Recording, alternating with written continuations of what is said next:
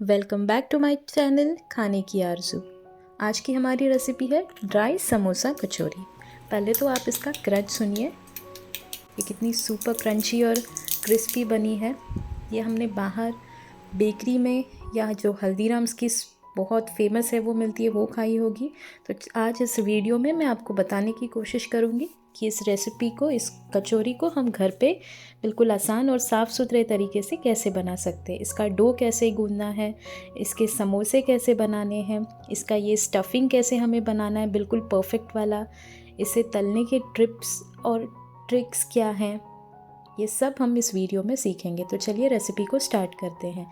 Ingredient description box में mentioned है। ये लिया है हमने 2 कप मैदा, यानी कि आधा किलो करीब मैदा है। ये अच्छे से छन के मैंने मैदा लिया है। मैदा हमेशा छन के ही लेना। उसके बाद अब इसमें मैं ऐड कर रही हूँ आधा चम्मच अजवाइन। अजवाइन ऐसे क्रश करके हथेली पे ऐड करना, उससे उसका फ्लेवर इन्हांस होता है। उसके बाद ये मैंने आधा टेबल स्पून कलौंजी ऐड की है। कलौंजी बिल्कुल ऑप्शनल है, मुझे पसंद है इसलिए मैंने ऐड की। अगर आपके पास ना हो तो आप स्किप कर सकते हैं, कोई बात नहीं। उसके बाद अब इसमें मैं डाल रही हूँ आधा चम्मच नमक। अब ये सारे ड्राई इंग्रेडिएंट्स को हमें एक साथ चला के मिक्स कर लेना है, ताकि जब हम पानी डाल के इसका एक डो नीड करें तो वो एक जगह ना रहे कुछ। उसके बाद अब इसमें डाल रहे हैं हम 4 टेबल स्पून गुनगुना सा गरम किया हुआ तेल। ये तेल बेसिक सनफ्लावर ऑयल है, आपके पास जो तेल है आप यूज़ कर सकते हैं। तो ये तेल ऐड करने के बाद अब इसे अच्छे से हमें फिर से एक बार मिक्स करना है, और मिक्स इस तरह करना है कि इसे क्रम्बल कर लेना है, मतलब ये हाथ की ही हेल्प से होगा। तो इस तरह से जब एक बॉल फॉर्म होने लगे, आप समझना कि आपका जो आटा है वो बिल्कुल खस्ता सा गूंदने के लिए तैयार है। तो अब इसमें पहले तो मैंने लिया है आधा कप पानी। अब ये आधा कप पानी मैं धीरे धीरे करके इस आटे में मिलाते जाऊंगी और इसका जो है एक डो गूंदना स्टार्ट करूंगी। तो देखिए मैंने पहले थोड़ा पानी ऐड किया, आधे कप में से आधा पानी ऐड किया है। ये मैंने थोड़ा फास्ट फॉरवर्ड किया, इसलिए आपको थोड़ा स्पीड में दिख रहा है। अब देखिए इसके जैसे लच्छे तैयार हो गए हैं इस सारे आटे के। अब मैंने और थोड़ा पानी ऐड किया, ऐसे करके लगभग मुझे आधा पानी तो थोड़े थोड़े प्रोपोर्शन में ऐड करके पूरा लग गया। लेकिन अब भी आप देख सकते हैं कि हमारा डो पूरा गूंद के तैयार नहीं है। तो अब हमें क्या करना है कि और 2 से 3 टेबल स्पून पानी लेना है। मैंने 2 से 3 इसलिए बोला है क्योंकि कभी कभी मैदे पे भी डिपेंड करता है कि कम लगे 2 टेबल स्पून, ज़्यादा लगे, तो इसलिए 2 से 3 टेबल स्पून। अब यहाँ मुझे 2 टेबल स्पून काफ़ी था ये पूरा आटा गूंदने के लिए। आपको जितना कम या ज़्यादा 1-2 चम्मच लग सकता है आप उस हिसाब से एडजस्ट कर लें। लेकिन इसका ध्यान रखिए कि जो ये आटा गूंदना है हमें, वो ना तो बिल्कुल ऐसे नरम हो ना बहुत कड़क हो, हमें बिल्कुल मीडियम साइज़ का आटा गूंद लेना है। तो टोटल आधा कप प्लस 2 चम्मच पानी हमें लगा ये आटे को गूंदने में। तो देखिए बिल्कुल परफेक्टली तैयार है, और इसे हम 15 से 20 मिनट के लिए हमें रेस्ट करने छोड़ देना है। अब स्टफिंग की प्रिपरेशन करते हैं। तो स्टफिंग के प्रिपरेशन के लिए हमें क्या चाहिए, पहले तो ये मैंने ले लिया है धनिया और सौंफ या बड़ी सेब। तो धनिया जो है वो 4 टेबल स्पून मैंने हल्के से उसे रोस्ट किया और दरदरा सा ऐसे ही कूट लिया है।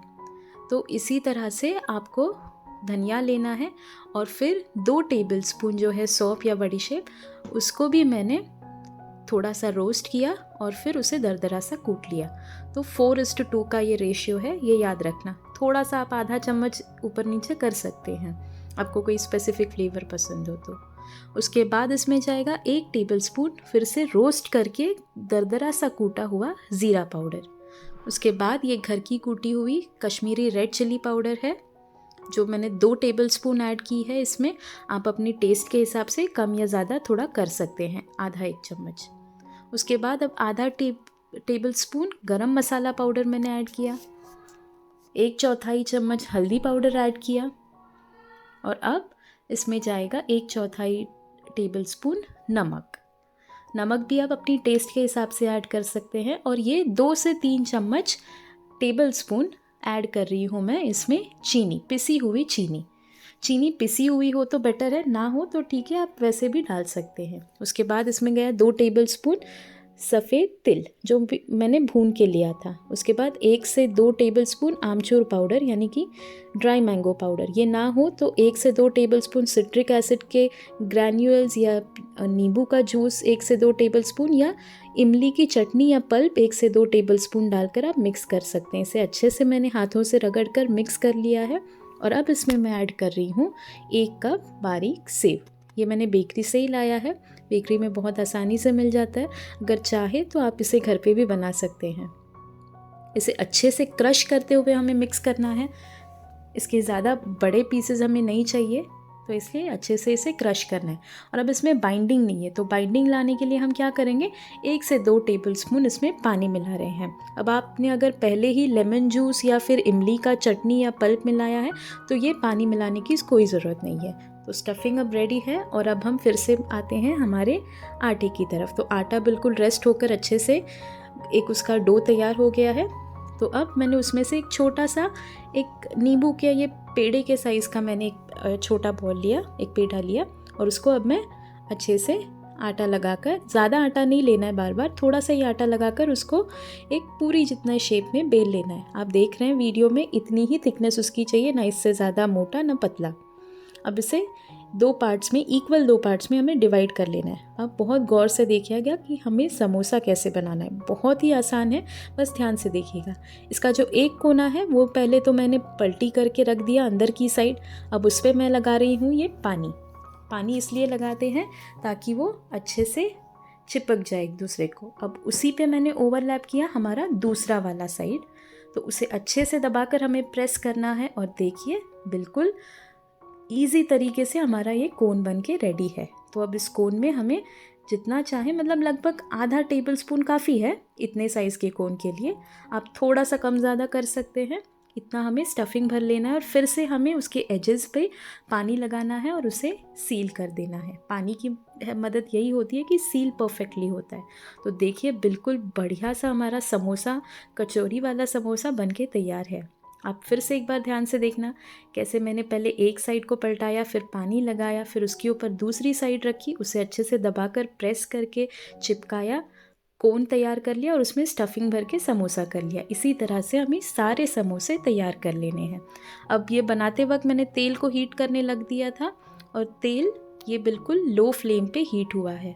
तेल बिल्कुल भी, कभी भी हम कचौरी समोसा कुछ बना रहे हैं तो हाई फ्लेम पे नहीं हमें तलना है। वो बाहर से काला होगा या तलेगा और अंदर से कच्चा रह जाएगा। तो आप जैसे देख रहे हैं समोसा डालने के बाद ये फ़ौरन ऊपर नहीं आ रहा है, बिल्कुल इसी टेम्परेचर का हमें तेल चाहिए। ज़्यादा करके लो ही पहले इसे रखें, बाद में जब समोसा फ्लोट करने लगे तो आप थोड़ा मीडियम फ्लेम कर सकते हैं। तो अब 3 से 4 मिनट हमें पहले तो एक साइड पका लेना है और उसके बाद इसे पलटा के फिर से दूसरी साइड से 3 से 4 मिनट पका लेना है। ये सब मैंने 3 से 4 मिनट दोनों साइड मैंने लो फ्लेम पे किया। उसके बाद करीब 2 मिनट तक मैंने दोनों साइड मीडियम फ्लेम पे फ्राई कर लिए। तो आप देख ही सकते हैं कि कलर में कितना चेंज आया है। ये बिल्कुल परफेक्ट कलर है। इसी कलर पे हमें ये कचौरियों को बाहर निकालना है। तो देखिए इससे ज़्यादा नहीं तलना है वरना ये बहुत डार्क हो जाएंगी और खाने में भी थोड़ी कड़वी लगेंगी फिर।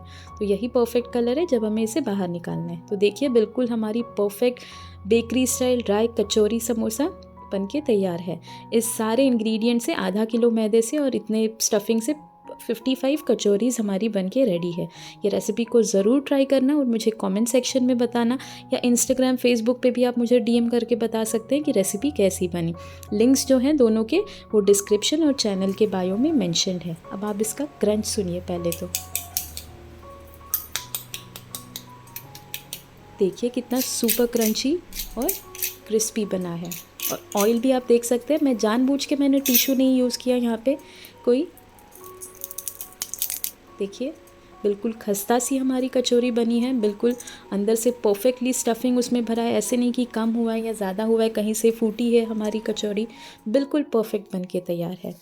तो प्लीज़ इस रेसिपी को ट्राई करना और इस वीडियो को लाइक और शेयर करना ना भूलना। अगर आप पहली बार इस चैनल पे आए हैं तो प्लीज़ मेरे चैनल को सपोर्ट करना, सब्सक्राइब करना। आपका प्यार और सपोर्ट बहुत मायने रखता है।